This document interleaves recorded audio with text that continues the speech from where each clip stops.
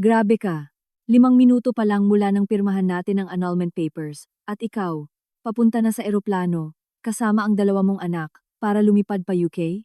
Samantalang kaming buong pamilya mo, nandito sa maternity clinic, sinasamahan ang buntis mong kabit para sa ultrasound.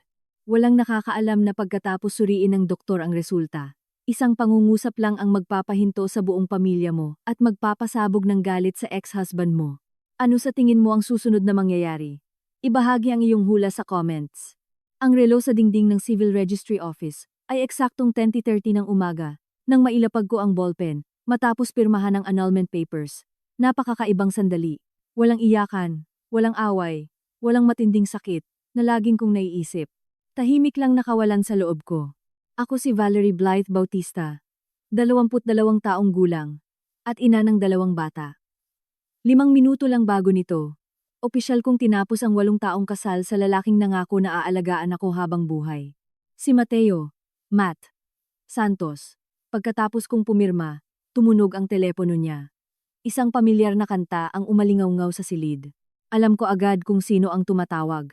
Hindi nagtangka si Matt na itago. Sinagot niya ang telepono sa harap ko, at nang kawani ng rehistro. Agad lumambot ang tono ng boses niya. Oo, tapos na ako. Sandali lang, papunta na ako. Ngayon ang ultrasound natin, di ba? Narinig kong malinaw ang bawat salita. Binaba pa ni Matt ang boses niya na may tamis na nakakasuka. Huwag kang mag-alala. Ang buong pamilya ko ay nandoon. Ang anak mo ang unang lalaking apo ng pamilya namin. Napabuntong hininga ako. Sa lahat ng taon naming pagsasama, hindi ko pa siya nakitang naging ganoon katamis sa akin. Itinulak ng kawani ang dokumento kay Matt. Suriin ang nilalaman bago pumirma. Hindi man lang nag-abalang tumingin si Matt. Pumirma siya ng mabilis at sinabi ng walang pakialam. Hindi na kailangan tingnan. Wala naman siyang dapat hatiin. Itinuro niya ako. Ang bahay ay sarili kong ari-arian na binili ko bago kami kinasal. Pati ang kotse. At kung gusto niyang kunin ang 2 bata, kunin niya. Makakatipid pa ako sa abala. Agad sumuporta ang nakatatandang kapatid ni Matt, si Quinay Laura Sison, na nakatayo sa tabi niya. Ngumiti si Laura ng mapang-uyam. Tama. Ikakasal na siya sa bago niyang asawa at, bukod pa rito, nagdadalang tao na siya ng isang lalaking anak. Isang tiya ang sumingit. Anong lalaki ang maglalakas loob na pakasalan ang isang diborsyada na may 2 anak? Lumutang ang mga salitang iyon sa hangin. Ngunit kakaiba. Hindi na ako nakaramdam ng sakit, marahil dahil matagal na akong nagdusa. Tumayo ako, binuksan ang bag ko, at iniwan ang isang buwig ng susi sa mesa. Yan ang mga susi ng bahay.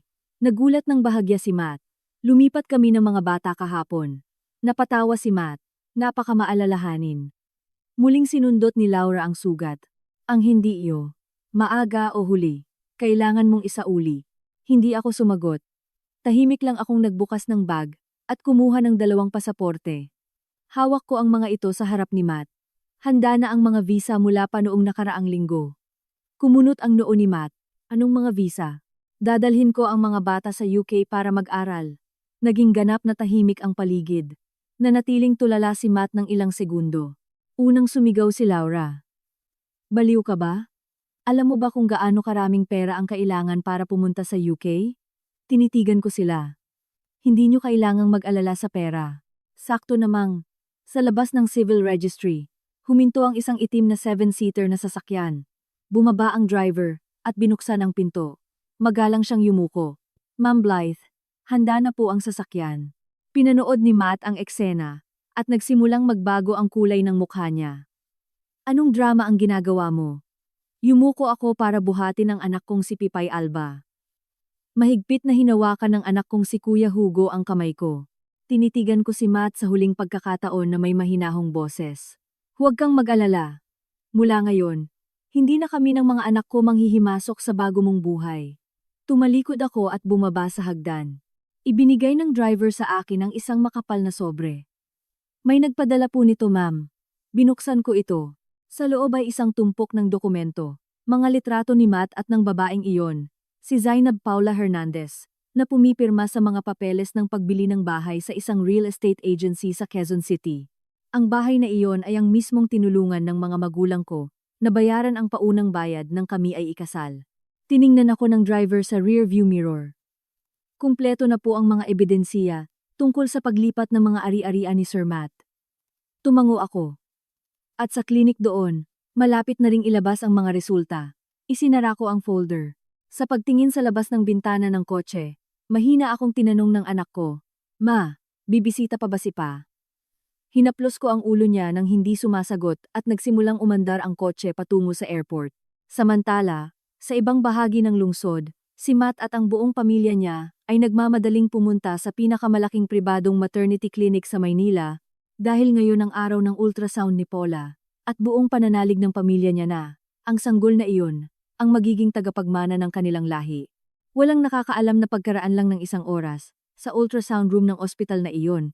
Isang pangungusap mula sa doktor ang magpapamanhid sa buong pamilya niya na magmamarka ng simula ng ganap na pagbagsak sa buhay ni Matt. Umalis ang itim na sasakyan sa harap ng civil registry, dahan-dahang sumama sa trapiko ng umaga. Ang sikat ng araw ng Hunyo sa Maynila ay walang awa. Tumama ang mga sinag sa salamin na nagpapalabnaw sa lahat ng naiwan. Nakaupo ako sa likod na may isang kamay sa balikat ng anak kong si Hugo, at ang isa, mahinahon na hawak ang ulo ng maliit kong si Alba, na nakasandal sa kandungan ko. Ang dalawang bata ay hindi masyadong nagsalita. Malamang ay naramdaman nila na ang araw na ito ay iba sa lahat. Matagal na tumingin si Hugo sa bintana at pagkatapos ay mahina na nagtanong, "Ma, aalis na ba talaga tayo?" Tumango ako. "Hindi na ba tayo babalik, Ma?" Ang tanong ng anak ko ay nagpatahimik sa akin saglit. May mga bagay na naiintindihan ng matatanda ng napakalinaw, ngunit hindi nila alam kung paano ipaliwanag sa mga bata. Hinaplos ko lang ang buhok niya. "Magsisimula tayo ng bagong buhay. Doon, magkakaroon kayo ng bagong paaralan, mga bagong kaibigan." Itinaas ni Alba ang ulo niya. "Ma, may mga parke doon?" Ngumiti ako ng bahagya. "Napakarami." Muling natahimik ang dalawang bata. Nagsimula silang mag-isip ng ibang mundo. Dumaan ang kotse sa maraming pamilyar na kalsada. Ang mga tindahan, ang mga restoran, ang mga sulok ng palengke. Lahat ng ito ay mga lugar na nakaugnay sa buhay ko sa loob ng 8 taon ng kasal ko. Ngunit ngayon ay tila mga senaryo ng isang pelikula na tapos na. Tiningnan ako ng driver sa rearview mirror. "Ma'am Blythe, diretso po tayo sa airport, tama po?" "Tama." Tumango siya at nagpatuloy sa pagmamaneho. Sa sandaling iyon, nag-vibrate ang telepono ko. Mensahe ito mula kay Attorney Vargas, ang abogado na tumutulong sa akin. Kakabigay lang ng impormasyon ng klinik na dumating na ang pamilya ni Matt. Binasa ko ang mensahe at isinantabi ang telepono. Lahat ay ayon sa plano. Ngunit ang totoo ay hindi ko rin alam kung ano ang magiging resulta sa klinik. Isang bagay lang ang alam ko. Maaga o huli, kailangan lumabas ang katotohanan. Kasabay nito, sa pribadong klinik ng La Zarzuela, nagtipon ang pamilya ni Matt sa maluwang na VIP waiting room.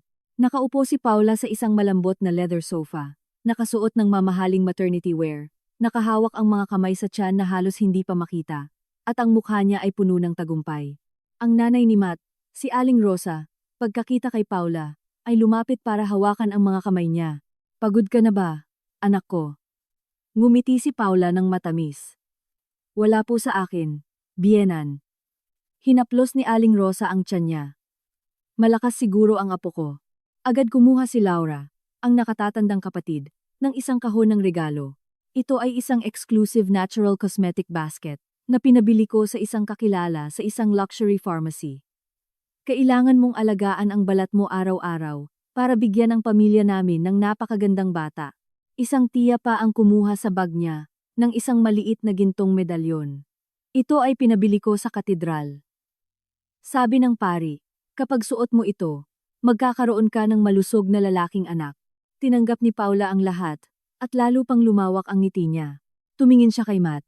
"Kita mo? Kita mo kung gaano kagusto ng lahat ang anak natin?" Si Matt, na nakatayo sa tabi niya, ay may ekspresyon ng ganap na pagmamataas. "Siyempre, ang anak ko ang unang lalaking apo." Tiningnan ni Aling Rosa ang anak niya. "Huwag kang mag-alala. Pagkatapos ng panganganak, kukuha ako ng pinakamahusay na yaya." Magpapahinga lang si Paula. Sumingit si Laura.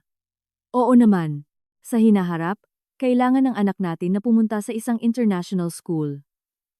Ngumiti si Matt. Naasikaso ko na iyan. Paano mo naasikaso? Nagtatakang tanong ni Laura. Nagsalita si Matt ng natural. Yung sikat na British school na iyon. Na-reserve ko na ang isang pwesto para sa anak ni Paula. Agad siyang yumakap sa braso ni Matt. Napakamaalalahanin mo. Lahat sa paligid nila ay tumatawa at masayang nag-uusap. Walang nakakaalala sa babaeng kakatapos lang pumirma ng annulment papers kay Matt wala pang isang oras. Sakto namang may lumapit na nurse. Ma'am Paula, turn nyo na po sa ultrasound. Agad tumayo si Matt. Sasama ako sa iyo. Tumayo rin ang buong pamilya. Nagtanong pa si Aling Rosa. Pwede po ba kaming lahat na pumasok? Umiling ang nurse. Isang kasama lang po ang pwedeng pumasok. Pumasok si Matt sa ultrasound room, kasama si Paula. Napakalamig ng silid. Ang puting ilaw ay nagpapaliwanag sa lahat, na nagpapalitaw, na napakalinaw. Humiga si Paula sa examination bed, at nanatili si Matt na nakatayo sa tabi niya na hawak ang kamay niya. Huwag kang mag-alala, siguradong lalaki ito. Ngumiti si Paula ng bahagya, naniniwala rin ako. Nagsimulang magsuot ng guwantes ang doktor, at ipinasa ang transducer sa tiyan niya. Umilaw ang screen ng ultrasound, at nagsimulang lumabas ang isang malabong imahe. Maingat na tiningnan ng doktor ang screen, at dahan-dahang kumunot ang noo. Hindi napansin ni Matt, nagtanong lang agad. Doktor, maayos naman po ang paglaki ng anak ko, di ba? Hindi sumagot ang doktor. Inayos ang anggulo ng transducer, at nagpatuloy sa pagmamasid. Nagsimulang kinabahan si Paula. Doktor, may problema po ba? Tahimik pa rin ang doktor. Naging tensyonado ang paligid sa silid. Si Matt, na iritado, ay sinabi, magsalita ka, doktor. Dahan-dahan na tinanggal ng doktor ang salamin niya. Muling tiningnan ang screen, at pagkatapos ay pinindot ang internal communication button para tawagin ang legal department at security para umakyat sa ultrasound room. Nagulantang si Matt. Bakit po niyo tinawagan ng security, doktor? Natakot si Paula. May nangyari po ba sa baby ko? Lumingon ang doktor para tingnan sila na may mahinahong boses. Kailangan nating i-verify ang ilang data. Ilang minuto lang pagkatapos, 2 security guard at isang lalaking nakasuot ng suit ang pumasok sa silid. Itinuro ng doktor ang screen. Mga Ginoo, tingnan niyo ng mabuti ang larawang ito. Lahat ay natahimik. Lumingon ang doktor kay Matt. Kayo po ba ang ama ng sanggol? Tumango si Matt. Tiningnan ng doktor si Paula. Sigurado po ba kayo sa oras ng paglilihi? Nanginig ng bahagya si Paula. Sigurado. Huminga ang doktor, at binigkas ang bawat salita, ng napakalinaw. Ayon sa ultrasound image, at sa development cycle ng fetus. Ang oras ng paglilihi, ay hindi bababa sa 1 buwan, bago ang petsa na idineklara mo. Nang matapos ang pangungusap, tila nagyelo ang espasyo. Nanatiling tulala si Matt, at namutla si Paula. Sa labas, sa pinto, si Aling Rosa, at ang buong pamilya ni Matt, ay sumilip ng walang nakakapansin. Nagmamadaling nagtanong si Laura. Doktor, ano po ang ibig niyo sabihin doon? Tiningnan sila ng doktor ng may napakatinding tono. Ibig sabihin ko, ang oras ng paglilihi ng sanggol na ito, ay hindi tugma sa mga petsa na sinabi ni Ma'am Paula na kasama niya si Sir Matt. Biglang lumingon si Matt kay Paula. Ipaliwanag mo sa akin. Nauutal si Paula. Baka nagkamali ang doktor. Umiling ang doktor. Hindi kami nagkakamali. Naging tahimik ang ultrasound room. Ang tanging naririnig lang ay ang mahinang tunog ng mga makina. Tiningnan ni Matt si Paula na parang isang estranghero. Sinabi mo na ang sanggol ay akin. Nagsimulang umiyak si Paula. Sumigaw si Matt, kanino itong sanggol na ito? Ang tanong ay umalingaw-ngaw sa malamig na silid, at sa sandaling iyon, walang sino man sa silid na iyon ang nakakaalam na sa isang malayong lugar. Ang eroplano na nagdadala sa akin, at sa 2 kong anak, ay nagsimulang lumipad mula sa runway. Isang bagong kabanata sa aming buhay, ang nagsimula pa lang. Samantalang ang buhay ni Matt, ay nagsisimula pa lang pumasok, sa pinakamadilim nitong mga araw. Ang tanong ni Matt, ay umalingaw-ngaw, sa ultrasound room, na parang isang pagsabog. Kanino itong sanggol na ito? Walang nagsalita. Nakahiga si Paula sa stretcher. Mahigpit na nakahawak sa puting kumot. Ang mukha ay maputla. Ang mga labi ay nanginginig. Ngunit sinubukan pa rin niyang sabihin, kailangan mong paniwalaan ako. Anak mo ito. Nanatiling tulala si Matt ng ilang segundo. Sa ulo niya, lahat ay magulo, parang isang buhol ng mga pinutol na wire. Isang buwan. Kakatapos lang sabihin ng doktor na ang fetus ay hindi bababa sa isang buwan na mas malaki kaysa sa oras na idineklara ni Paula. Ano ang ibig sabihin ng isang buwan na iyon? Ibig sabihin, noong hindi pa siya diborsyado sa akin, noong lahat sa pagitan niya at ni Paula ay lihim pa rin, ang sanggol sa tiyan niya ay umiiral na bago pa. Ibig sabihin, malamang na hindi niya anak iyon. Si Laura ang unang kumilos, humakbang siya pasulong, at matigas na nagtanong, Doktor, sabihin mo sa akin ng malinaw, kung sa buwang iyon, ay maaaring magkaroon ng margin of error. Umiling ang doktor. Kami ay nakabatay sa laki ng fetus, at sa development cycle. Ang margin of error ay maaaring ilang araw, ngunit hindi isang buong buwan. Natahimik ang buong silid. Nakatayo si Aling Rosa sa likod, at patuloy na nagbabago ang kulay ng mukha niya. Sa simula ay balak niyang lumapit para magtanong kay Paula, ngunit ngayon ay nanatili lang siyang nanlamig. Isang sandali pagkatapos, sumigaw siya, Paula, Diaugo. Nagsimulang umiyak si Paula. Hindi ko alam. Baka nagkamali ako sa mga petsa. Biglang lumingon si Matt. Mali. Lumalim at nanlamig ang boses niya. Anong klaseng pagkakamali ang nagpapamali sa iyo ng isang buong buwan? Hindi sumagot si Paula. Umiiyak lang siya. Lumapit si Matt sa ultrasound bed. Ipinatong ang dalawang kamay sa gilid at tiningnan siya ng direkta sa mata. Sinabi mo sa akin na pagkatapos nating magsimulang mag-date, nalaman mong buntis ka. Sinabi mo sa akin na ang sanggol ay akin. Sinabi mo sa akin na ako ang kailangan mong panagutan. Bawat salita ni Matt ay bumagsak ng mabigat na parang isang martilyo. Umiling si Paula. Balisa. Hindi kita niloko. Biglang hinampas ni Laura ang mesa ng malakas. Kung hindi mo kami niloko, bakit ganoon ang sinasabi ng doktor? Sumulong din si Aling Rosa. Paula, sabihin mo sa akin ang totoo. Sigurado ka ba na anak ni Matt ang sanggol na ito? Binaba ni Paula ang ulo niya. Ang kapaligiran ay napakakapal, na tila may batong nakapatong sa dibdib ng lahat. Ang doktor, sa pagmamasid sa eksenang iyon, ay mahina na nagsabi, sa totoo lang, inirerekomenda namin na magkaroon kayo ng paternity test pagkatapos ng kapanganakan. Ang pangungusap na iyon ay parang isang patalim. Umurong si Matt ng isang hakbang. Umiikot ang ulo niya. Ano ang ginawa niya sa loob ng lahat ng buwang ito? Pinilit niya akong mag-divorce. Naglipat siya ng pera para bilhin si Paula ng bahay at kotse. Nangako siya sa pamilya niya na magkakaroon sila ng lalaking tagapagmana. Lahat dahil sa pagbubuntis na ito. Kung hindi niya anak ang pagbubuntis na ito, biglang nakaramdam si Matt ng panginginig sa likod niya. Hindi na nakayanan ni Laura. Sumugod siya at hinawakan ang braso ni Paula. Jimmy, ang totoo. Natakot si Paula. Laura, Chijuruki, hindi ko alam. Hindi mo alam? Umungol si Laura. Sino pa ang nakasama mo? Ang tanong na iyon ay nagpamanhid sa buong silid. Lalo pang umiyak si Paula. Hindi ko. Tiningnan siya ni Matt. Ang tingin niya ay wala ng anumang bakas ng lambing, tanging pagdududa at galit na lang. Biglang lumingon si Aling Rosa kay Matt. Matt, anak, kumalma ka muna. Napatawa si Matt. Nakumalma ako. Lumingon siya para tingnan si Paula. Paano mo inaasahang kumalma ako? Sumingit si Laura. Kuya, seryoso ako sa iyo. Ang bagay na ito ay kailangang linawin.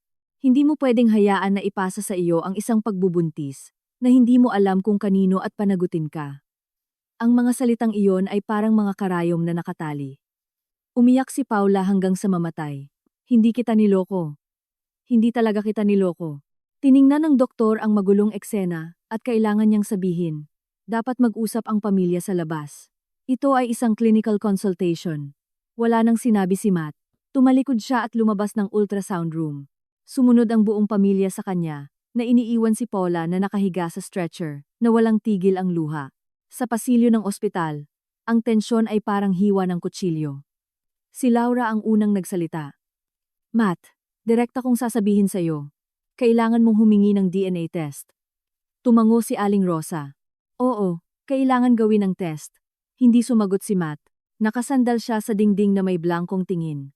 Sa isip niya ay biglang lumitaw ang larawan ko. Kaninang umaga ay nakatayo ako, napakatahimik, Sa harap ng annulment certificate, nang hindi umiiyak, nang hindi naninisi, na sinasabi lang ang isang pangungusap, hindi ako manghihimasok sa bago mong buhay. Sa sandaling iyon, nakakatawa para kay Matt. Inakala niya na mahina at sunod-sunuran ako, ngunit ngayon ay isang ideya ang biglang kumislap sa ulo niya. Bakit ako napakatahimik? Bakit ko na inihanda ang mga pasaporte para sa dalawang bata? Bakit ako umalis eksakto ngayong araw? Nagsimulang maramdaman ni Matt na hindi simple ang mga bagay, tulad ng inaakala niya. Sakto namang nag-vibrate ang telepono niya. Financial director ito ng kumpanya. Iritado na sinagot ni Matt. Ano na naman ang nangyari? Ang boses sa kabilang linya ay tila takot na takot. Matt, may nangyaring kakilakilabot. Kumunot ang noo ni Matt. Ano ang nangyari? 3 sa malalaking proyekto ng kumpanya. Kakapadala lang ng mga partner ng abiso ng pagkansela ng kontrata. Nagulantang si Matt. Ano? Ang 3 proyektong iyon ay halos 3 milyong euro. Kung kinansela nila, kailangan nating magbayad ng halos 39 peso sa mga penalty. Naramdaman ni Matt na pinipiga ang puso niya. Bakit nila kinansela? Ako rin, hindi ko alam.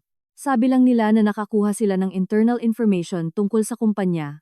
At iyon ang dahilan kung bakit nila napagpasyahan na itigil ang pakikipagtulungan. Hinigpitan ni Matt ang telepono. Umiikot ang ulo niya. Ang 3 bilyong peso na indemnization ay isang halaga na maaaring magpabagsak sa kumpanya niya. Kailangan mong bumalik sa opisina ngayon. Ibaba ni Matt ang tawag pagkasabi niyon. Nagtanong si Laura. Ano ang nangyari? Ibinigay ni Matt ang sagot. Isang bagay sa kumpanya. Ngunit sa sandaling iyon ay may lumapit na nurse. Sir Matt, hindi pa nababayaran ang mga bayarin sa pagsusuri ni Ma'am Paula. Agad kinuha ni Laura ang isang bank card. Ako na ang magbabayad. Ipinaswipe ng cashier ang card. Nag-error ang screen. Kumunot ang noo ni Laura. Ulitin mo. Muling ipinaswipe ng cashier ang card. Patuloy pa rin ang error. Tila na-block ang card nyo. Nagulantang si Laura. Imposible. Lumipat siya sa isa pang card. Pareho pa rin ang resulta. Nagsimulang hindi mapakali si Matt. Ibinigay niya ang sarili niyang card. Gamitin mo ang akin. Ipinaswipe ng cashier ang card, at sa screen ay lumabas ang pulang text. Ang account ay pansamantalang na-freeze. Namutla si Matt. Hindi pwede. Sa sandaling iyon ay muling nag-vibrate ang telepono niya. Sa pagkakataong ito, galing sa bangko, Sir Matt, dahil sa isang court order ng preventive asset freeze, lahat ng account na nakapangalan sa inyo ay pansamantalang na-block. Naramdaman ni Matt na hindi siya kayang suportahan ng mga binti niya. Order ng sino? Ang tao sa kabilang linya ay sumagot, mula kay Ma'am Blythe. Ang pangalan na iyon ay parang martilyo sa ulo niya. Nanatiling walang galaw si Matt sa gitna ng pasilyo ng ospital. Ngayon ay nagsisimula na siyang maunawaan na ang babaeng minamaliit niya sa loob ng 8 taon ay matagal nang naghahanda para sa araw na ito at nagsisimula pa lang ang lahat. Ang pasilyo ng ospital ay biglang naging nakakasakal. Hawak pa rin ni Matt ang telepono, ngunit umalingaw-ngaw ang mga tenga niya. Ang mga salitang sinabi ng empleyado ng bangko ay paulit-ulit na umalingaw-ngaw sa ulo niya. Dahil sa isang court order ng preventive asset freeze, na-block ang account niyo. Ang nagdemanda ay si Ma'am Blythe. Ang pangalan na iyon ay parang karayom na direktang nakatali sa puso niya. Si Laura, sa pagkakita sa nanlilisik na mukha ng kapatid niya, ay agad na nagtanong, Matt, anong nangyari? Hindi sumagot si Matt. Nanatili lang siyang walang galaw ng ilang segundo, at pagkatapos ay lumingon, para tumingin sa ultrasound room, kung saan nakaupo si Paula. Ang tingin niya ay nakakatakot na lamig. Si Laura, na walang pasensiya, ay nagpumilit. Matt, sabihin mo. Ang boses ni Matt ay naging parang ungol. Na-block ang bank account ko. Ano? Sumigaw si Laura. Anong ibig mong sabihin na na-block?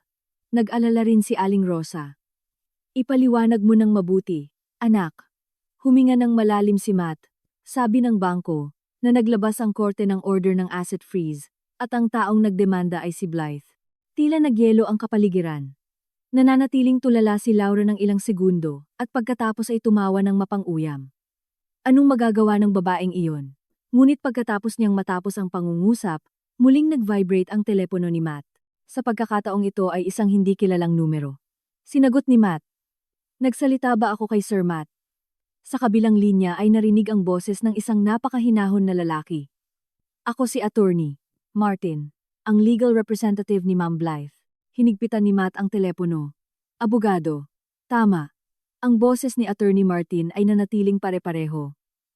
Tumawag ako para ipaalam sa inyo na ang demanda ng aking kliyente ay tinanggap ng korte.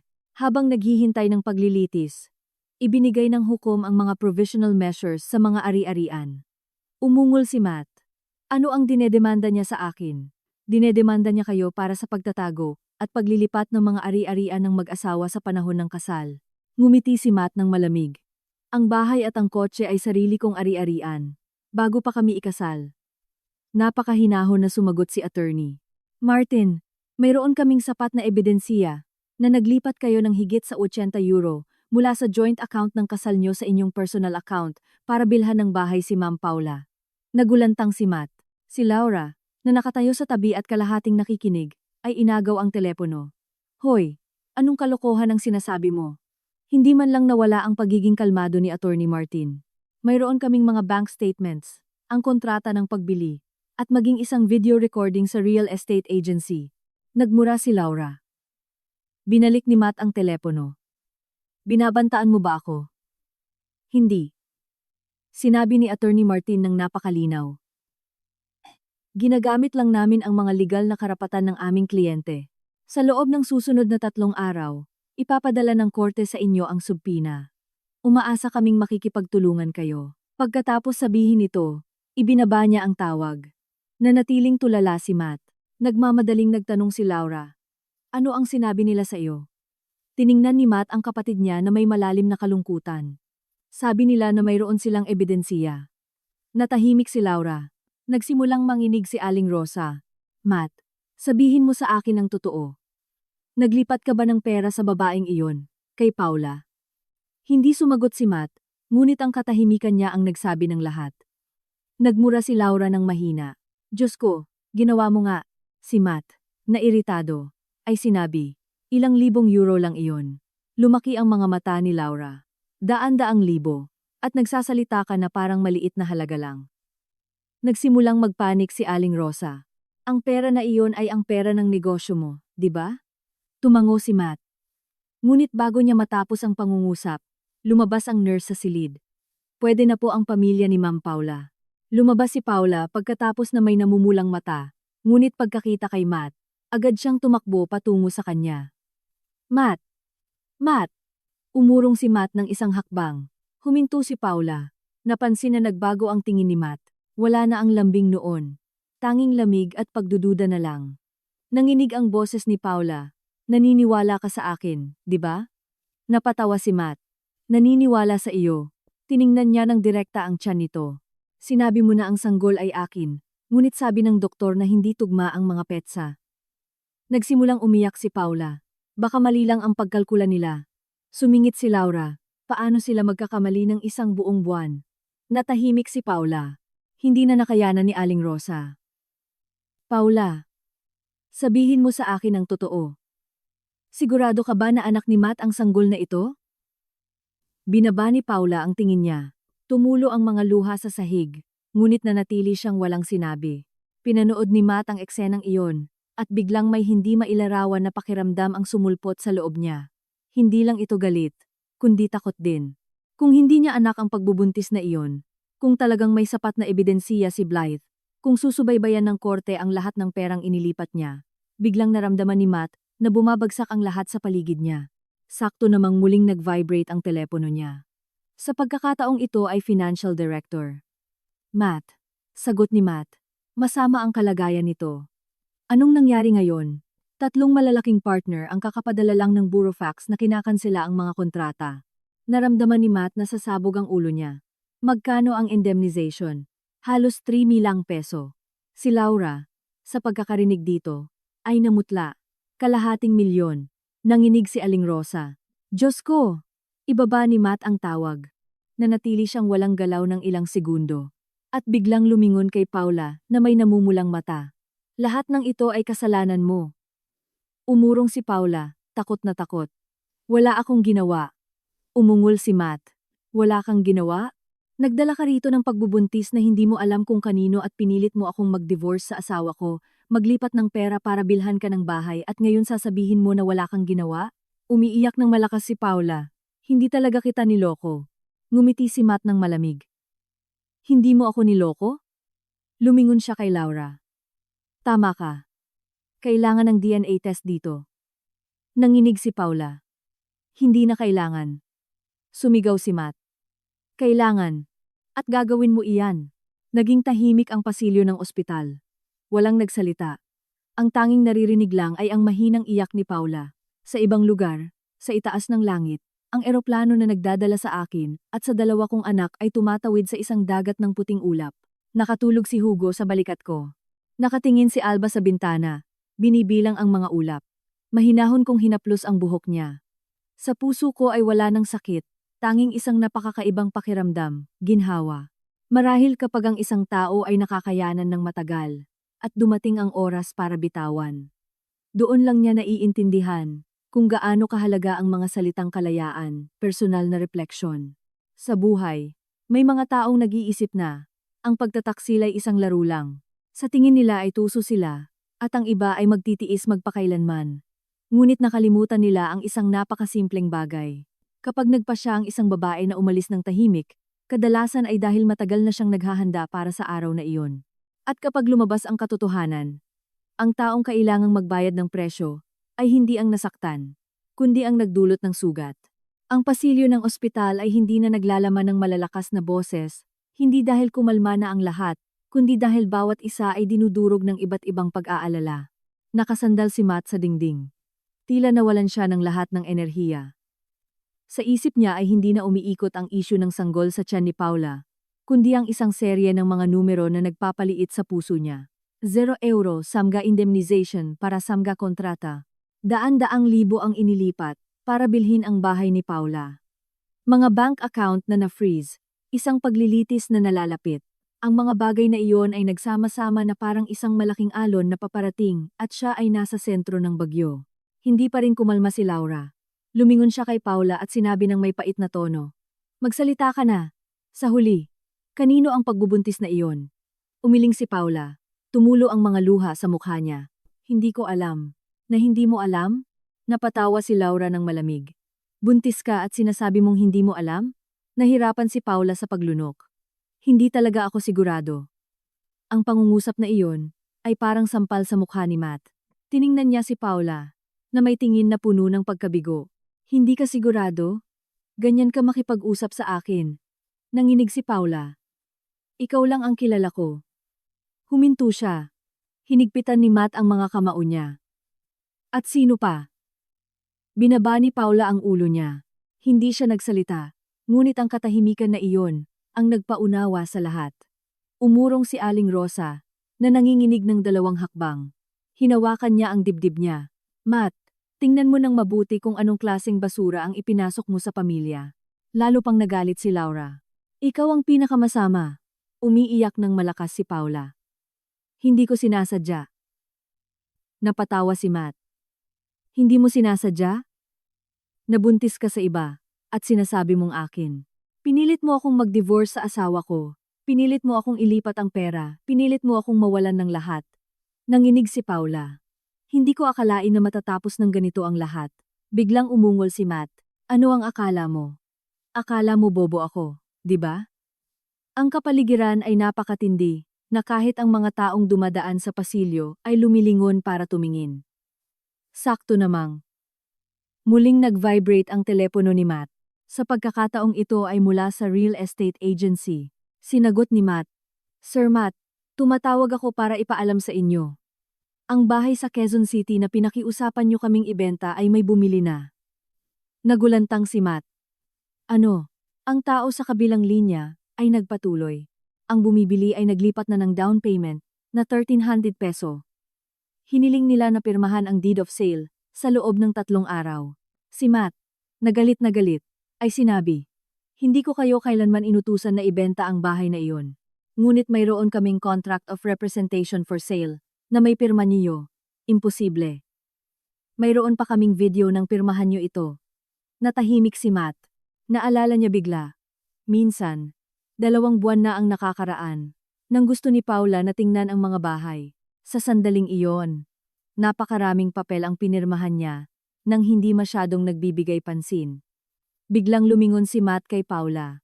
Alam mo ba ang tungkol dito? Umiling si Paula. Takot na takot. Hindi ko alam. Umungol si Laura. Ikaw siguro iyon.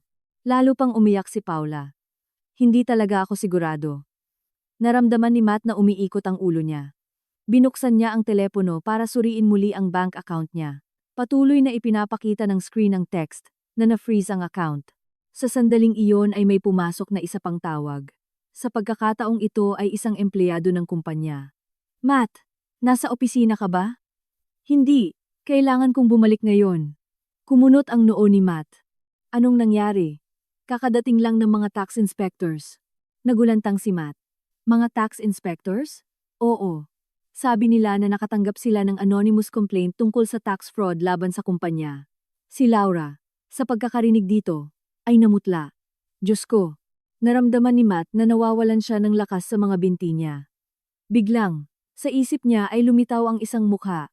Isang napakatahimik na mukha. Ang mukha ni Blythe. Kaninang umaga, sa pagpirma ng annulment papers, hindi ako masyadong nagsalita. Hindi ako nanisi. Hindi ako umiyak. Tahimik lang akong nag-iwan ng mga susi sa mesa. At sinabi ang isang napakahinahon na pangungusap. Hindi ako manghihimasok sa bago mong buhay. Sa sandaling iyon, inakala ni Matt na mahina ako. Ngunit ngayon ay nagsisimula na siyang maunawaan. Hindi ako mahina. Umaalis lang ako sa larangan ng digmaan bago magsimula ang tunay na giyera. Naramdaman ni Matt ang panginginig na nagpapayelo sa dugo niya. Si Aling Rosa ay ganap nang nagpapanik. Matt, anak, sabihin mo sa akin ang totoo. Malala ba ang tungkol sa kumpanya? Hindi sumagot si Matt, bulong lang niya. Ma, kailangan kong pumunta sa opisina. Agad na sinabi ni Laura. Sasama ako sa iyo. Tumango si Matt, ngunit bago umalis ay lumingon siya para tingnan si Paula. Ang tingin niya ay nagpanginig sa babae. Dito ka lang, huwag kang pumunta kahit saan. Mag-DNA test tayo. Natakot si Paula. Matt, malamig na nagsalita si Matt. Kung anak ko ang baby, pananagutan ko. Ngunit kung hindi niya ipinagpatuloy. Tinitigan lang niya ito ng matagal. Ang tingin na iyon ang nagpaunawa kay Paula, ng perpekto kung ano ang naghihintay sa kanya. Tumalikod si Matt at umalis. Nagmadaling sumunod si Laura at Aling Rosa sa kanya. Ang pasilyo ng ospital ay muling naging tahimik.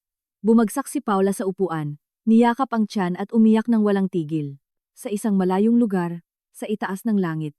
Ang eroplano na nagdadala sa akin, at sa 2 kong anak, ay lumilipad sa isang dagat ng puting ulap. Nakatulog na ng mahimbing si Hugo. Nakatingin pa rin si Alba sa bintana. Ang bata ay lumingon at nagtanong sa akin.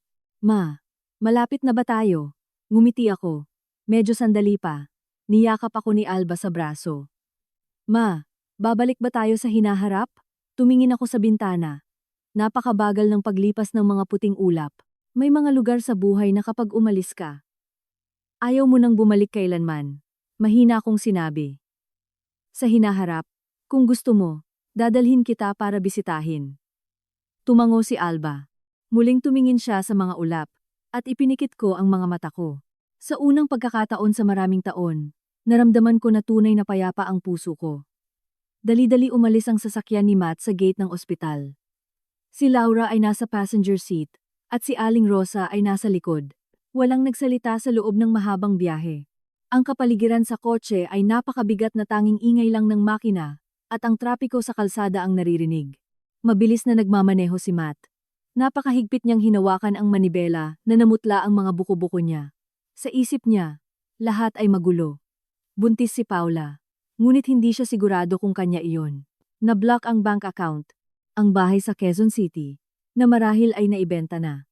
Kinakansela ng mga partner ng kumpanya ang mga kontrata. Paparating ang inspeksyon ng BIR.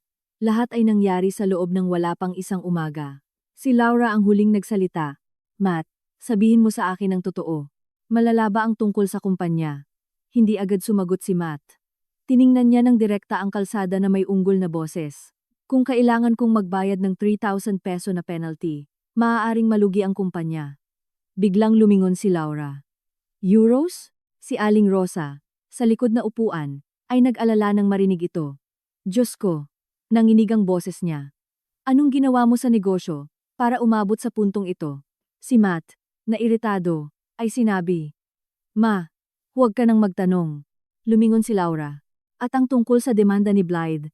Totoo ba? Tumango si Matt. Kinagat ni Laura ang labi niya. Kinakalkula ng maaga ng babaeng iyon ang lahat. Wala nang sinabi si Matt, ngunit biglang nakaramdam siya ng isang napakapangit na pakiramdam sa loob niya. Muling lumitaw ang larawan ko. Kaninang umaga, sa pagpirma ng annulment papers, napakatahimik ko na nakakatakot. Nang hindi umiiyak, nang hindi naninisi, na sinasabi lang ang isang pangungusap. Hindi ako manghihimasok sa bago mong buhay. Sa sandaling iyon, inakala ni Matt na sunod-sunuran ako.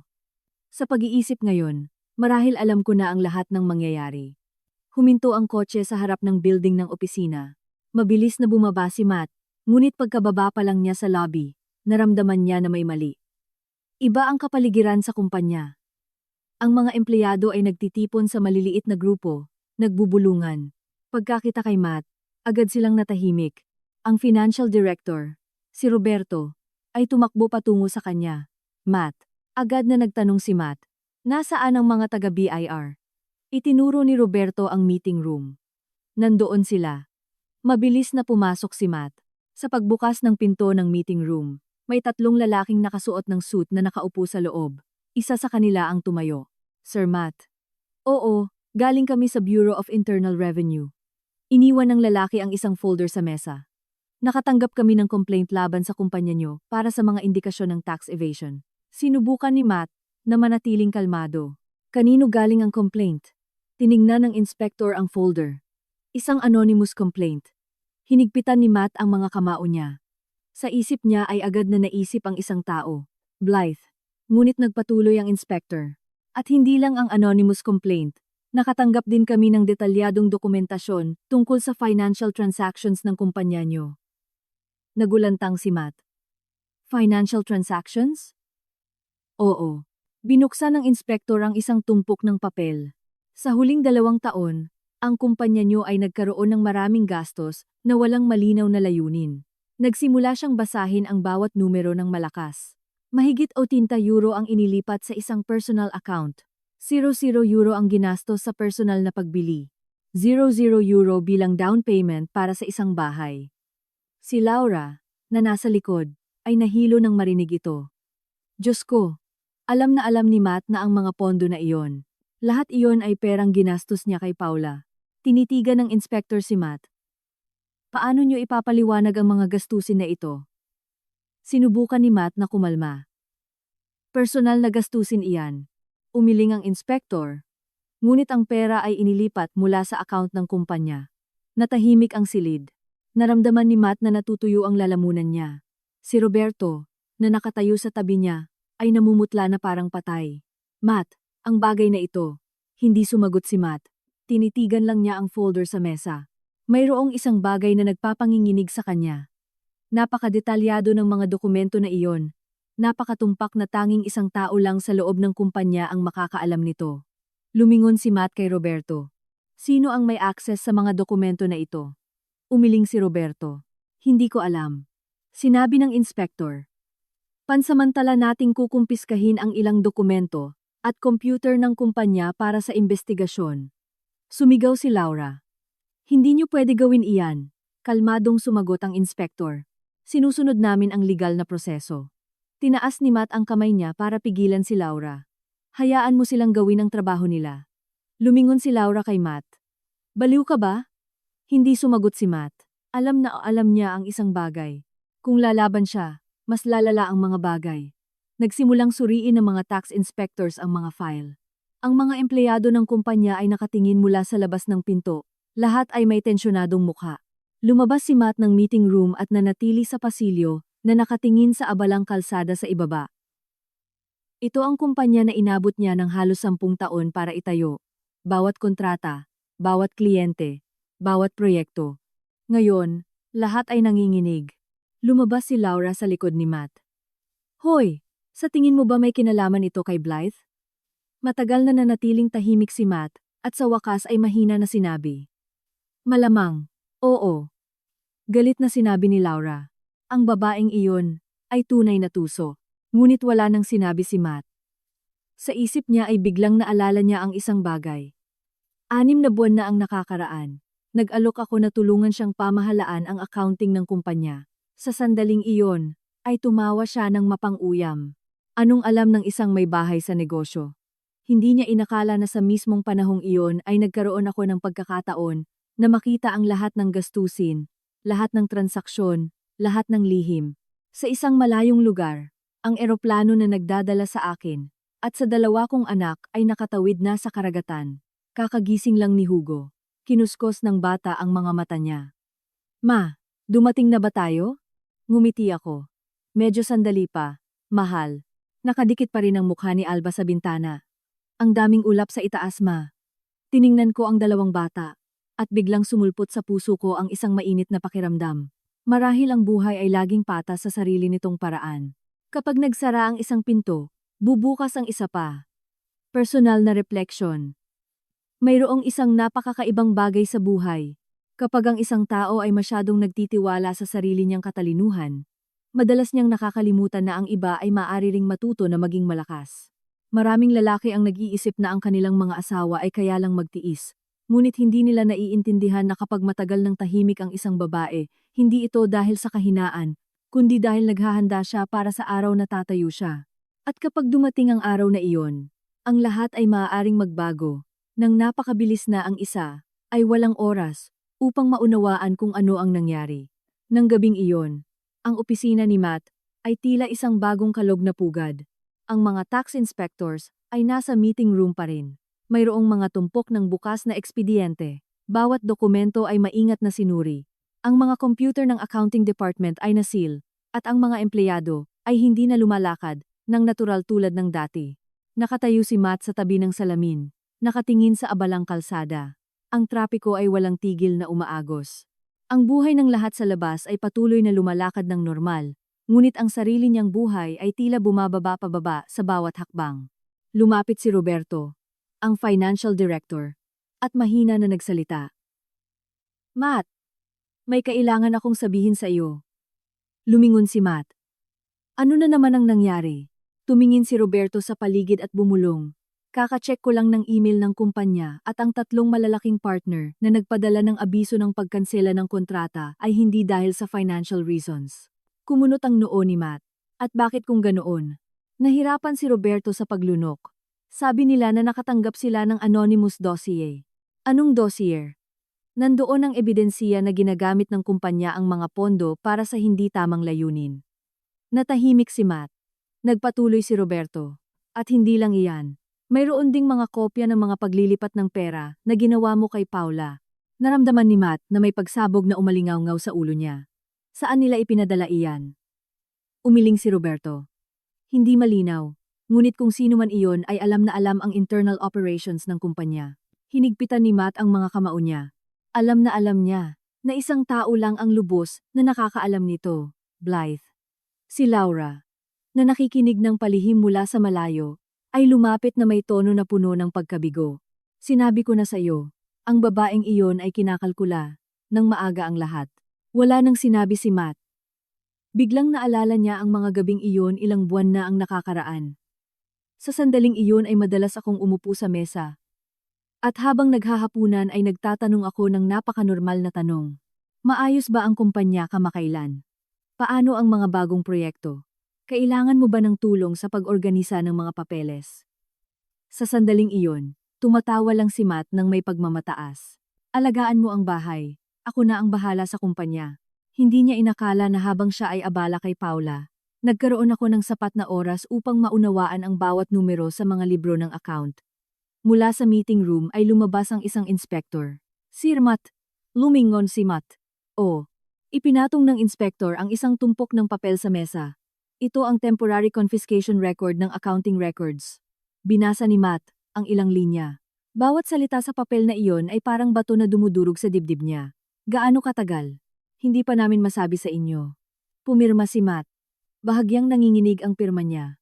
Kinuha ng mga tax inspectors ang mga dokumento at lumabas ng silid. Nang magsara ang pinto, napabuntong hininga si Roberto.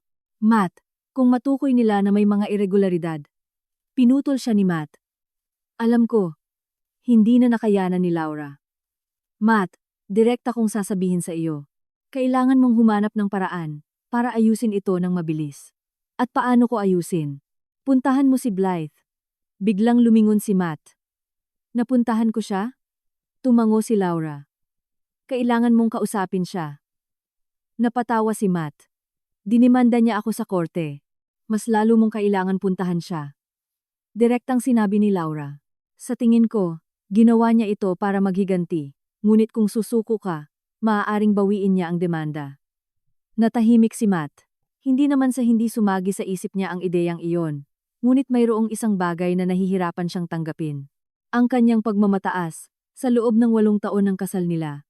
Laging niyang inakala na siya ang namumuno. Siya ang nagdedesisyon ng lahat. Siya ang kumikita ng pera. Inakala niya na ako ay isang may bahay lang. Ngayon kailangan niyang yumuko sa babaeng iyon.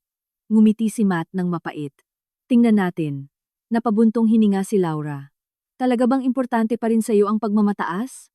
Hindi sumagot si Matt. Sakto namang muling nag-vibrate ang telepono niya.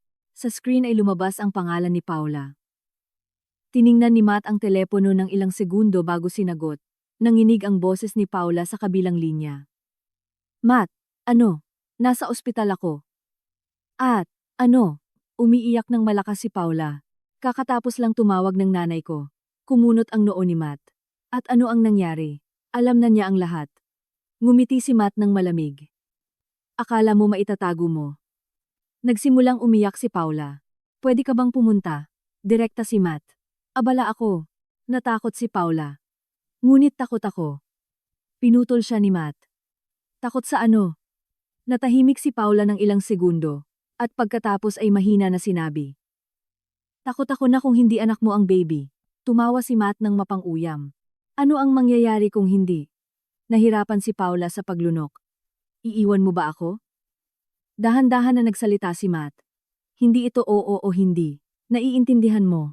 Pagkasabi nito, ibinaba niya ang telepono. Tiningnan ni Laura ang kapatid niya. Medyo matigas ka. Nagkibit balikat si Matt. Siya ang unang nangloko sa akin. Napabuntong hininga si Laura. Totoong gulo ito. Sa isang malayong lugar, lumapag ang eroplano sa airport. Pagkatapos ng maraming oras ng flight, kami ng 2 kong anak ay lumabas ng terminal. Seryoso na hinihila ni Hugo ang maliit niyang maleta. Mahigpit na hawak ni Alba ang kamay ko. Ang lamig ma. Napatawa ako. Iba dito kaysa sa Maynila. Lumabas kami. Ang langit ay maputlang kulay abo, at may mahinang simoy ng hangin. Malapit sa exit gate ay may isang lalaki na nagtaas ng kamay na kumaway. Si Don Arturo ito, isang matandang kaibigan ng tatay ko, at ang taong tumulong sa akin na ihanda ang lahat dito sa London. Lumapit siya na may mainit na boses. Naging maayos ba ang biyahe niyo? Anak? Umiling ako. Oo, walang problema. Yumuko si Don Arturo para tingnan ang 2 bata. Ito sina Hugo at Alba, di ba? Napakagalang ni Hugo. Hello sir. Ngumiti si Don Arturo ng may kabaitan. Napakabuti. Lumingon siya sa akin. Handa na ang bahay, pwede ka nang kumalma. Tiningnan ko ang 2 kong anak na nasa tabi ko at biglang, isang napakahirap ilarawan na pakiramdam ang sumulpot sa loob ko.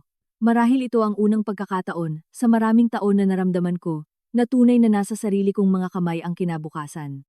Personal na reflection. Ang buhay minsan ay parang chess game. May mga nag-iisip na sila ang laging may inisyatiba, at kaya minamaliit nila ang kalaban. Ngunit nakalimutan nila na ang tahimik ay hindi laging dehado. May mga taong umaatras hindi para sumuko, kundi para makita ng malinaw ang buong board. At kapag nagsimula silang ilipat ang kanilang mga pyesa, ang lahat ay maaaring magbago nang napakabilis na ang isa ay walang oras upang mag-react. Nang gabing iyon, ang kumpanya ni Matt ay halos nasa kaguluhan. Matapos umalis pansamantala ang mga BIR inspectors para isulat ang report, ang buong accounting department ay nasil, at ang mga empleyado ay nagkumpulan sa maliliit na grupo, nagdidiskusyon. Napakahina nilang nagsasalita, ngunit ang mga tingin ng pag-aalala ay patuloy na nakadirekta sa opisina ng direktor. Nakaupo si Matt sa kanyang opisina sa harap ng isang tumpok ng papel, ngunit hindi niya mabasa ang isang salita. Ang kanyang isip ay parang hinihila, dahil sa napakaraming nangyayari ng sabay-sabay.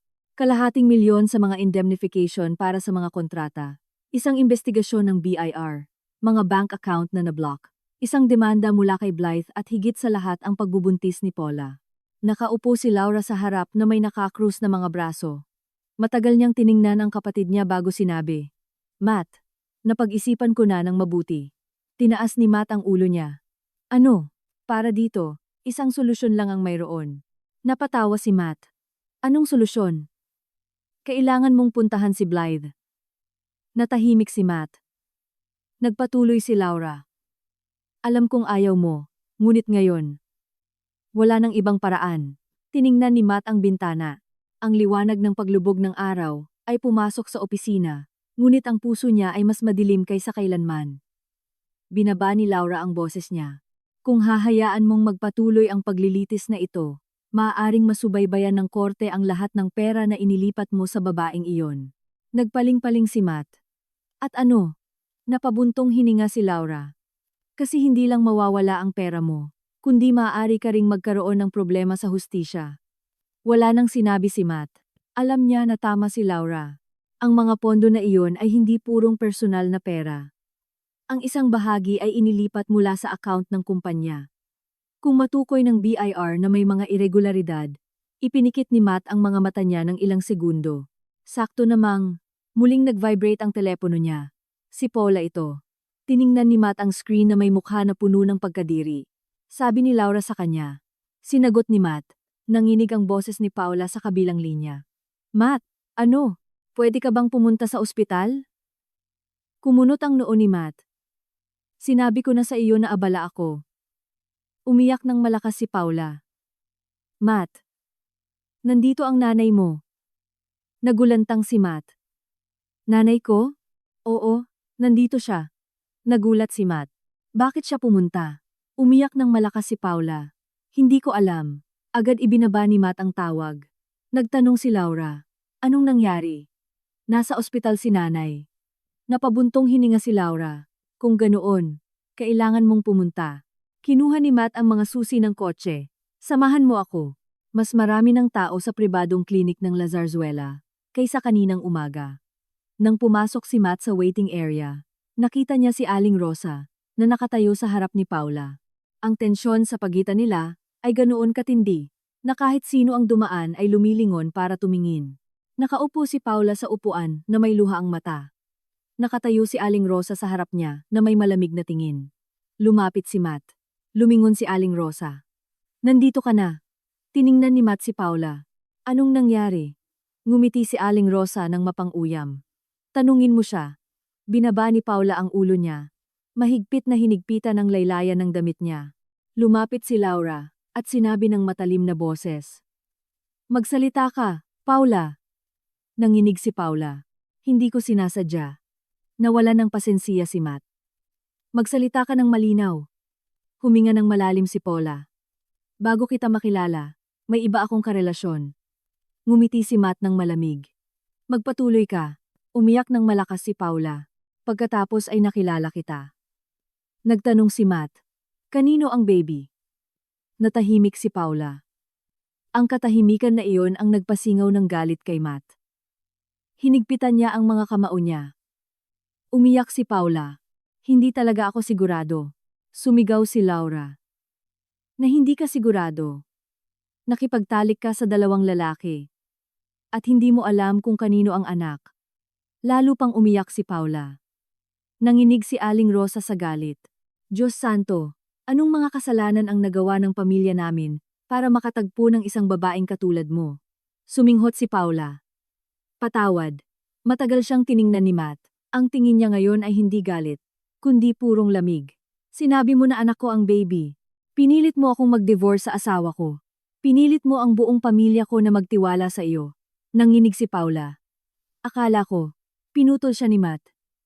"Akala mo, ako ang magpapalaki ng anak ng iba." Natahimik si Paula. Lumingon si Matt kay Laura. "Mag-request ka ng DNA test." Natakot si Paula. "Hindi na kailangan." Tinitigan siya ni Matt. Kailangan. At gagawin mo iyan. Patuloy na umiling si Paula. Matt, nagmamakaawa ako sa iyo. Napakabagal na nagsalita si Matt. Kung anak ko ang baby, pananagutan ko. Ngunit kung hindi. Huminto siya ng ilang segundo at nagpatuloy. Kung hahanapin mo ang buhay mo ng mag-isa, ang pangungusap na iyon ay parang kutsilyo na pumuputol sa anumang pag-asa para kay Paula. Bumagsak siya sa upuan na umiiyak ng malungkot. Sa isang malayong lugar. Nakatayo ako sa bago kong bahay kasama ang dalawa kong anak. Katatapos lang tulungan kami ni Don Arturo na ilagay ang bagahe. Hindi masyadong malaki ang bahay, ngunit napaka-comfortable nito. Tumingin sa paligid si Hugo. Ma, bahay na ito. Tumango ako.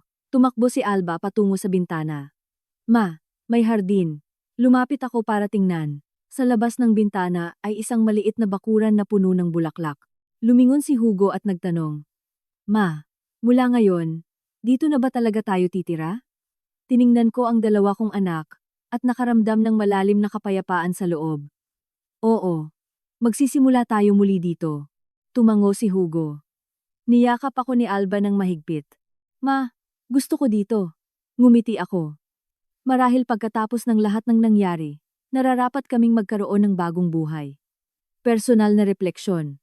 Sa buhay, may mga taong nag-iisip na kontrolado nila ang lahat. Mayroon silang pera, mayroon silang kapangyarihan sa pagpapasya, at mga taong umaasa sa kanila. Ngunit nakakalimutan nila na ang buhay ay laging may paraan para balansehin ang mga bagay.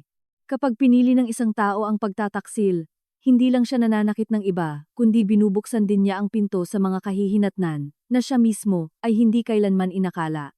Matapos ang usapan sa ospital, umalis si Matt na may bigat sa puso, tulad ng hindi niya pa kailanman naramdaman. Gabi na nang umalis siya sa parking lot, kasama ang kanyang kotse. Ang mga ilaw ng poste ay nag-ilaw sa kahabaan ng kalsada, ngunit ang liwanag na iyon ay hindi man lang nakatulong sa kanyang puso. Si Laura, na nakaupo sa passenger seat, ay patuloy na bumubuntong hininga sa biyahe. Direkta kong sasabihin sa iyo, Matt. Sa tingin ko, wala nang lunas ang tungkol kay Paula. Hindi sumagot si Matt. Patuloy niyang tinitigan ang kalsada. Nagpatuloy si Laura. Kung hindi mo anak ang baby, ang pinakamahusay ay putulin mo na agad. Napatawa si Matt. Akala mo ba, gusto ko pa siyang makita. Natahimik si Laura sandali, at pagkatapos ay nagtanong, at si Blythe? Bumagal ng bahagya si Matt. Ang pangalan na iyon lang ang sapat para matuyo ang lalamunan niya. Tiningnan ni Laura ang kapatid niya. Plano mo bang puntahan siya? Napabuntong hininga si Matt. Umalis siya. Saan? Sa ibang bansa. Nagulat si Laura. Umalis nga siya. Tumango si Matt. Kaninang umaga nang ipinakita niya sa akin ang mga pasaporte, inakala ko na bantalang iyon. Ngayon sa pag-iisip, malamang inihanda na niya ang lahat matagal na. Umiling si Laura. Ang babaeng iyon ay tunay na kakilakilabot. Hindi siya sinuway ni Matt. Sa isip niya ay wala ng paghamak noon, tanging isang napakakaibang pakiramdam, ang pakiramdam ng pagkatalo. Pagdating sa kumpanya, nakita ni Matt na sa harap ng pinto ay may ilang hindi kilalang kotse, isa mula sa bangko at isa mula sa korte. Bumaba si Matt ng kotse at lumapit ang isang lalaking nakasuot ng suit. Sir Matt? Oo, ako ang representative ng bangko.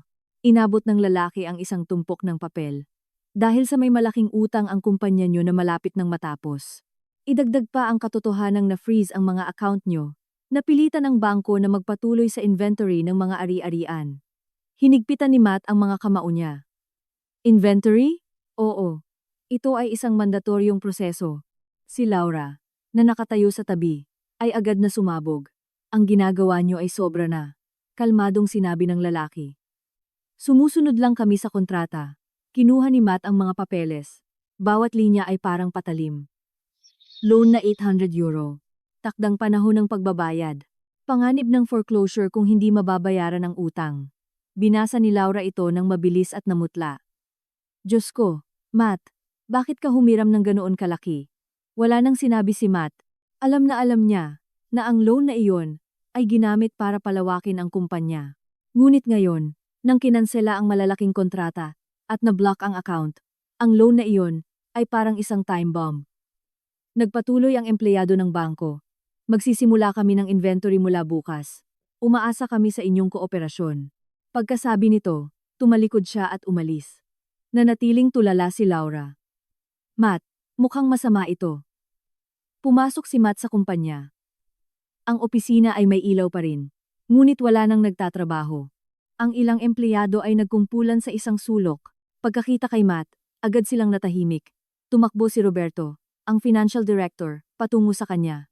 Matt, may nangyari. Mahina na nagsalita si Roberto. May dalawa pang empleyado na nagsumite ng kanilang resignation. Kumunot ang noo ni Matt. Sino? Ang sales manager at isang project engineer. Napatawa si Matt. Magaling. Napabuntong hininga si Laura. Ang mga daga ang unang umaalis sa barko. Pumasok si Matt sa opisina niya. Ang maluwang na silid na minsan niyang ipinagmamalaki ay tila kakaibang walang laman.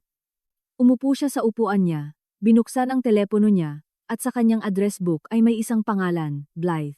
Nananatili ang daliri niya sa screen ng matagal.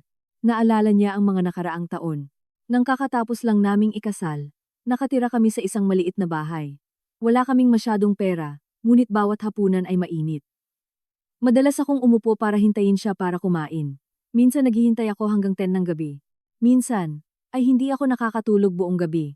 Dahil may mga business dinner siya, ngunit hindi ako kailanman nagreklamo. Nananatili si Matt, na nakatingin sa screen ng telepono, at biglang nakaramdam siya ng isang bagay na hindi niya kailanman inakala. Pagsisisi. Nakatingin si Laura mula sa pinto. Matt, anong iniisip mo? Pinatay ni Matt ang screen ng telepono.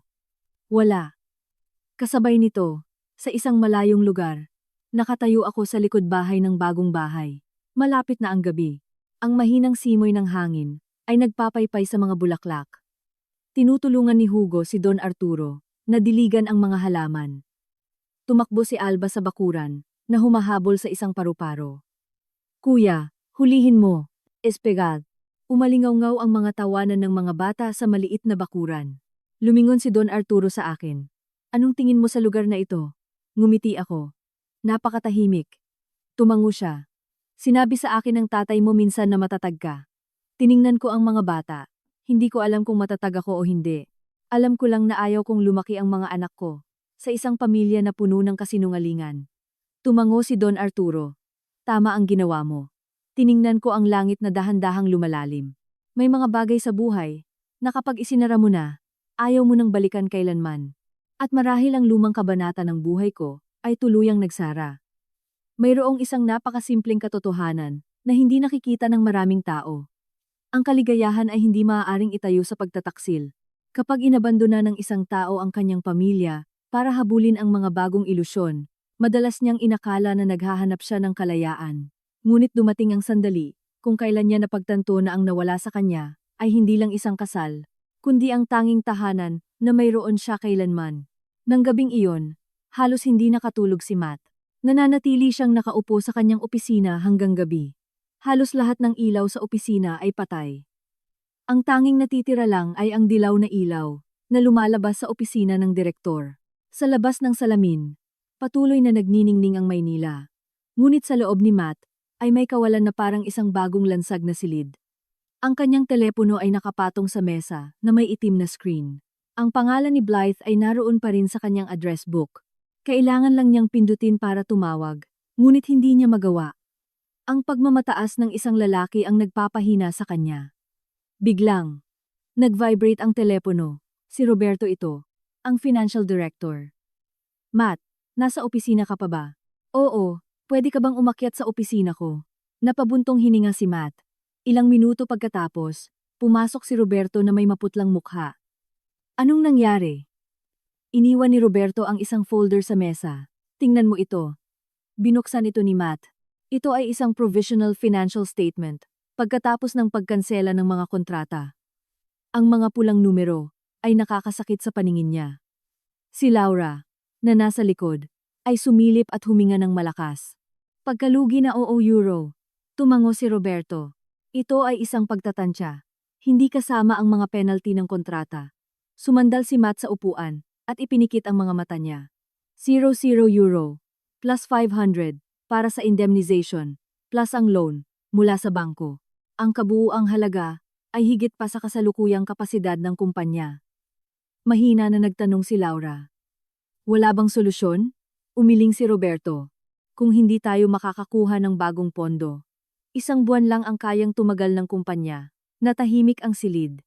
Ang 1 buwan ay tila mahabang panahon, ngunit sa negosyo, ito ay isang kisap mata lang. Tiningnan ni Matt ang folder sa harap niya. Bawat pahina ay tila nagpapaalala sa kanya ng kanyang mga pagkakamali. Ang mga paglilipat kay Paula, ang mga napabayaan na proyekto, ang mga padalos-dalos na desisyon. Napabuntong hininga si Laura. Matt, naaalala mo ba ang mga lumang panahon? Binuksan ni Matt ang mga mata niya. Anong mga lumang panahon? Nang kakatapos lang simulan ang kumpanya, umupo si Laura sa upuan. Sa panahong iyon, si Blight ang pinakamaraming tumulong sa iyo. Natahimik si Matt. Nagpatuloy si Laura. Naaalala ko pa nang hindi ka pa kayang kumuha ng accountant. Si Blight ang nagdala ng mga libro ng account mo. Ngumiti si Matt ng mapait. Bakit mo pa inungkat ang mga bagay mula sa nakaraan? Tiningnan ni Laura ng direkta ang kapatid niya. Ibig sabihin ko, kung hindi dahil kay Blight, hindi sigurado na umabot sa puntong ito ang kumpanya. Ang pangungusap na iyon ang nagpatahimik kay Matt. Sa kaibuturan alam niya na totoo iyon. Sa mga unang taon ng aming negosyo, napakalaking tulong ang ibinigay ko sa kanya. Nag-aral ako ng accounting sa universidad. Buong gabi akong nagbabalanse ng mga account. Sumama ako sa kanya sa pagbisita sa mga kliyente. Ngunit nang magsimulang kumita ang kumpanya, dahan-dahang nagbago si Matt. Nag-hire siya ng mga bagong empleyado, accountants, managers, at ako ay dahan-dahang inalis. Hanggang sa naging may bahay na lang ako sa isang malaking bahay. Tumingin si Matt sa mesa, at biglang may isang alaala ang sumulpot sa isip niya. Ang araw na binili niya ang kanyang unang kotse, nakatayo ako sa pintuan ng bahay na tumatawa sa tuwa. Napakahusay mo! Sa sandaling iyon, inakala ni Matt na normal lang iyon. Hindi niya alam na ang taong tahimik na sumuporta sa kanya, mula sa likod sa loob ng maraming taon, ay ang kanyang asawa. Pinutol ni Roberto ang katahimikan. Matt, sa tingin ko, kailangan mo nang ihanda ang sarili mo. Ihanda ang sarili ko para saan? Maaaring kailangan nating ibenta ang kumpanya. Tinaas ni Matt ang tingin niya, at ang kanyang tingin ay naging yelo. Napabuntong hininga si Roberto. Ngunit kung hindi natin gagawin.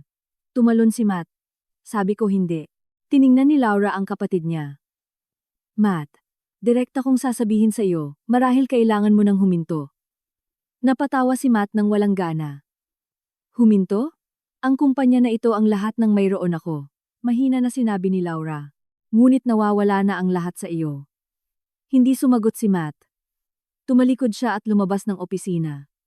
Desyerto ang pasilyo ng kumpanya. Tanging ang puti at malamig na ilaw lang ang natitira.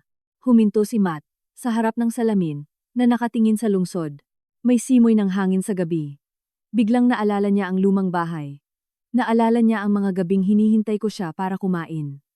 Naalala niya ang mga tawanan ni Hugo at Alba, nang mas bata pa sila. Noon, hindi niya kailanman pinansin ang mga bagay na iyon. Ngunit ngayon na bumabagsak ang lahat, ang mga alaala na iyon, ay naging masakit na malinaw. Sa isang malayong lugar, ay nagsisimula na ang umaga. Ang banayad na sikat ng araw sa umaga, ay sumisikat sa mga dahon ng mga puno sa parke. Nakaupo si Alba sa mga hagdan, nagbabasa ng isang libro. Tinutulungan ni Hugo si Don Arturo, na ayusin ang bakod. Ako ay nasa kusina, naghahanda ng tsaa. Ang amoy ng mainit na tsaa ay pumuno sa buong bahay. Tumakbo si Alba. Gusto ko ang bagong eskwelahan. Ngumiti ako. Hindi ka pa naman nagsisimula. Tumawa si Alba. Ngunit kahapon, napakabait ng teacher sa akin. Hinaplos ko ang ulo niya. Makakakilala ka ng maraming bagong kaibigan. Niyakap ako ni Alba. Gusto ko rin dito. Tiningnan ko ang anak ko, at nakaramdam ng malalim na kapayapaan sa puso ko. Marahil ang buhay ay hindi laging nagbibigay sa atin ang gusto natin. Ngunit minsan, sa pagkawala ng isang bagay, makakahanap tayo ng mas mahusay. Personal na reflection.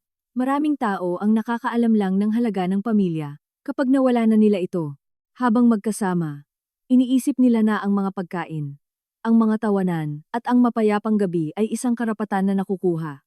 Ngunit kapag walang laman ng bahay, doon nila naiintindihan na ang pinakamahalaga ay hindi ang pera o ang tagumpay, kundi ang mga taong nasa tabi nila sa pinakamahirap na sandali. Kinabukasan, mas maaga kaysa sa karaniwan si Matt sa opisina. Kakaliwanag lang, At desyerto pa rin ang kalsada sa harap ng building. Ang mga tindahan sa magkabilang panig ay hindi pa bukas, at may ilang delivery van lang ang dumadaan. Nananatili si Matt sa harap ng pinto ng kumpanya ng ilang segundo, bago pumasok. Noon, tuwing pumupunta siya rito, ipinagmamalaki niya ito. Ang kumpanyang ito ang bunga ng halos 10 taon ng walang tigil na trabaho, ngunit ngayon, ang pakiramdam na iyon ay nawala na. Pagkapasok pa lang niya sa lobby, nakita niya si Roberto na naghihintay. Ang mukha ni Roberto ay nagpapakita ng matinding paghihirap. Matt, may problema. Napabuntong hininga si Matt. Ano na naman ang nangyari? Iniabot ni Roberto ang telepono niya. Tingnan mo ito. Sa screen ay may isang artikulo mula sa Economic Press na nailathala ngayong umaga. Napakadirekta ng headline. Kumpanyang Mateo at mga anak.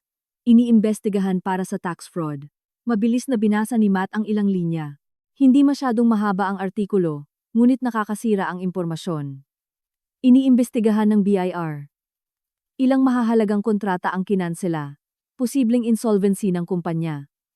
Isinara ni Matt ang telepono. Sa sandaling iyon, parang may isang malaking bato na nakapatong sa kanyang dibdib. Si Laura, nakakatapos lang dumating mula sa likod, ay nagtanong. Kumalat na ba ang balita ng napakabilis? Tumango si Roberto. Alam na ng media. Umiling si Laura. Kung ganito, magpapanik ang mga kliyente. Wala nang sinabi si Matt. Pumasok siya sa kanyang opisina, ngunit pagkaupo pa lang niya, nagsimulang tumunog ang telepono, nang walang tigil. Mga kliyente, partner, ang bangko, lahat ng tawag ay pare-pareho. Lahat ay gustong malaman ang sitwasyon ng kumpanya. Pagkatapos ng ilang tawag, pinatay ni Matt ng tuluyan ang telepono. Wala na siyang lakas para magpaliwanag. Sumandal si Laura sa mesa. Matt, iniisip ko pa rin na kailangan mong puntahan si Blythe. Tinaas ni Matt ang tingin niya, na puno ng pagod. Pinag-usapan na natin ito kahapon. Dahan-dahan na nagsalita si Laura. Alam kong ayaw mo, ngunit kailangan mong aminin ang isang bagay. Sa ngayon, ang tanging makakatulong sa iyo ay si Blythe. Ngumiti si Matt ng mapait. Dinimanda niya ako. Alam ko, ngunit kung bawiin niya ang demanda. Natahimik si Matt. Nagpatuloy si Laura. Hindi ko alam kung nasaan na ang babae. Ngunit kailangan mong hanapin siya. Sumandal si Matt sa upuan. Sa isip niya ay lumitaw ang larawan ko. Ang araw na umalis ako ng bahay, nang hindi umiiyak, nang hindi masyadong nagsasalita, dala lang ang 2 kong anak. Sa sandaling iyon, inakala ni Matt na babalik ako o tatawag man lang, ngunit 2 araw na ang nakalipas. Wala ni isang mensahe, wala ni isang tawag. Ang katahimikan na iyon, ang nagsimulang magdulot sa kanya, ng matinding pag-aalala. Sakto namang, bumukas ang pinto, at pumasok ang isang empleyado. Matt, may dumating na naghahanap sa iyo. Sino? Isang abogado. Nagtinginan si Matt at Laura. Bumulong si Laura. Baka galing sa panig ni Blythe. Tumayo si Matt. Papasukin mo. Ilang minuto pagkatapos, pumasok sa opisina, ang isang lalaking nasa 40s. Nakasuot siya ng madilim na suit, at may hawak na maleta. Magandang umaga, Sir Matt. Magandang umaga. Ako si Attorney Vargas. Agad na kinilala ni Matt ang pangalan. Ako ang kanyang legal representative. Malamig siyang nagtanong. Bakit po kayo pumunta? Inilapag ni Attorney Vargas ang kanyang maleta sa mesa. Dumating ako para magbigay ng karagdagang dokumento. Binuksan niya ang maleta at kumuha ng isang makapal na tumpok ng papel. Ito ang supplementary submission of evidence. Kumunot ang noo ni Matt. Anong ebidensiya? Tiningnan siya ni Attorney Vargas ng direkta sa mata. Ebidensiya tungkol sa paglilipat ng pondo mula sa joint account ng kasal sa inyong personal account at ang paggamit ng mga pondo na iyon para bilhan ng bahay si Ma'am Paula. Agad na sumingit si Laura. Hindi sigurado na iyan ay mga ari-arian ng mag-asawa. Ngumiti si Attorney Vargas. Inihanda namin ang lahat ng bank statements. Nag-iwan siya ng ilang papel sa mesa. Tiningnan ni Matt ang mga numerong iyon na pamilyar na hindi nagbibigay ng pagkakataon para itanggi. Nagpatuloy si Attorney Vargas. Bukod pa rito, mayroon din kaming video recording ng sandali kung kailan niyo pinirmahan ang deed of sale ng bahay. Hinigpitan ni Matt ang mga kamao niya. Nagtanong ng nagmamadali si Laura. Ano ang gusto nila? Kalmadong sumagot si Attorney Vargas. Gusto lang namin protektahan ang mga legal na karapatan ng aming kliyente. Ngumiti si Matt ng malamig. Nasaan siya? Hindi agad sumagot si Attorney Vargas. Sinabi lang niya. Si Ma'am Blythe ay kasalukuyang naninirahan sa ibang bansa. Kasama ang dalawa niyang anak. Napakalayo dito. Nagpumilit si Matt.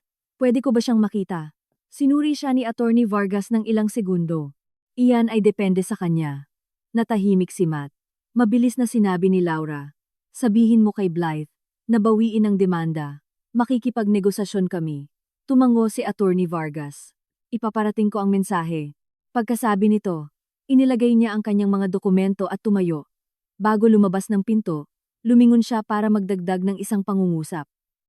Sir Matt, mayroon akong gustong ipaalala sa inyo. Tiningnan ni Matt ang abogado.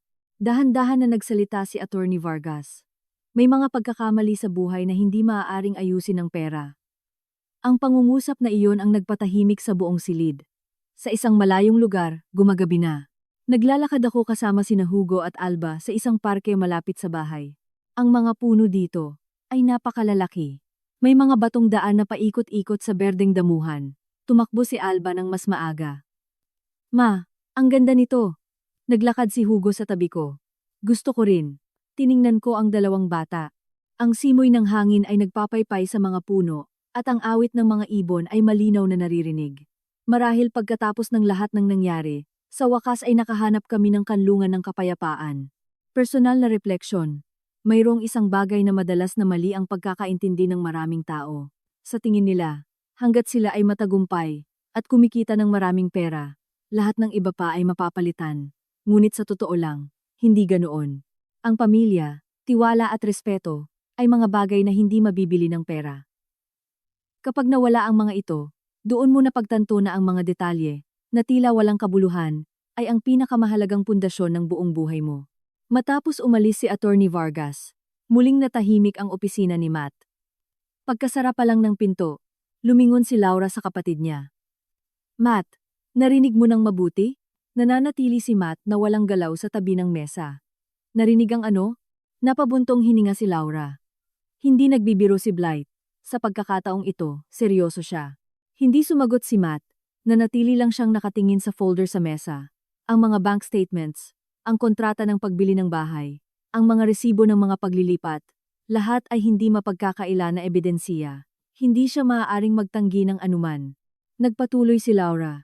Direkta kong sasabihin sa iyo, kung umabot sa korte ang kaso na ito, nasa matinding panganib ka. Napatawa si Matt. Sa tingin mo ba hindi ko alam? Lumapit si Laura. At ano pa ang hinihintay mo? Tiningnan siya ni Matt. Ano ang gusto mong gawin ko?